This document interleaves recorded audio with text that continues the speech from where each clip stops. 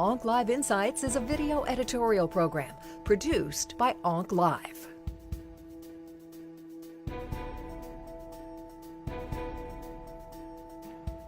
But in regards to scheduling for follow-up of the patients, it depends upon what the stage of disease is.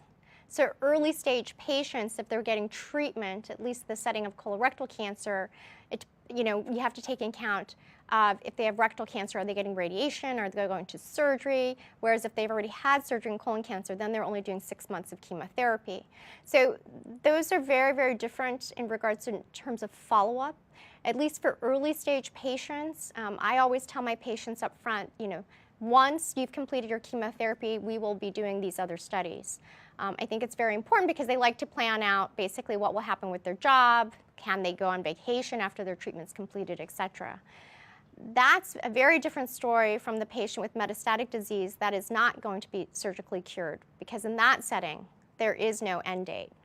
Unfortunately, the chemotherapy continues indefinitely as long as they're tolerating their treatment and as long as their laboratory tests look good.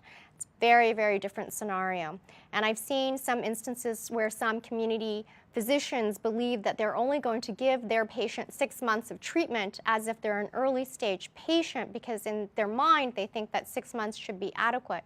But the reality is that if you know the patient has residual disease because they are incurable and you're giving them chemotherapy to prolong their life, not necessarily to cure them of this disease, then some type of chemotherapy should be administered in order to keep them to prolong their survival as much as possible.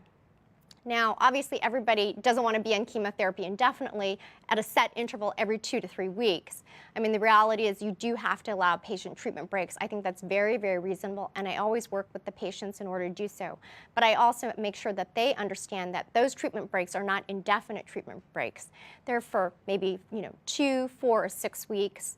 But usually no more than 2 months, at least in my practice, because I find that the disease really tends to grow once you get past that 2-month interval, and sometimes you cannot recapture the same benefit of response that you had had in the past.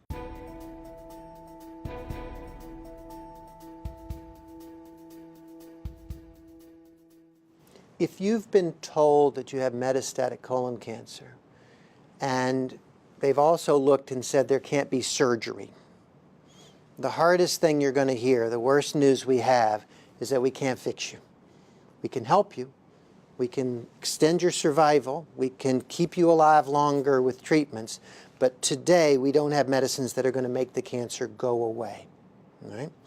So what we're going to do is we're going to use the tools that we have. We have chemotherapy, we have radiation, we have newfangled liver-directed therapies, new research trials, and the like.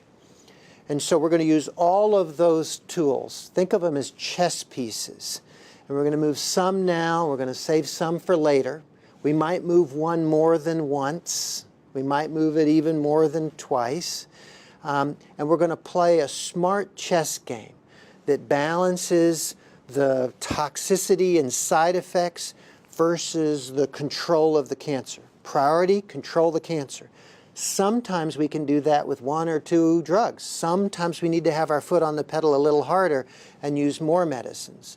So your physician's going to make a recommendation based on that.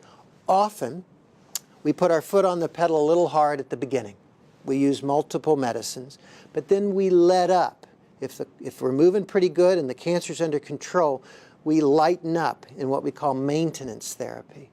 And then, depending on how long that's under good control, we put our foot on the pedal again. We bring a new chess piece to the table. We might need gene testing to figure out what's an option. At every step of the way, there often is a clinical trial. Your physician might offer you a choice between, say, a standard medicine and a new medicine, or might just offer you a new medicine instead of the traditional medicine. And so you should listen out for those every chance you get, because in a way those are extra chess pieces that you're getting on the board. You still have the other chess pieces, but you get a new one to see if it helps. And the idea is to keep your quality of life as high as we can. Functioning, working, living, enjoying life, minimizing your toxicity, keep that cancer under control, keep you on the planet moving around, until as long as we can, or until we can change what I just told you about your cancer and find something to fix it.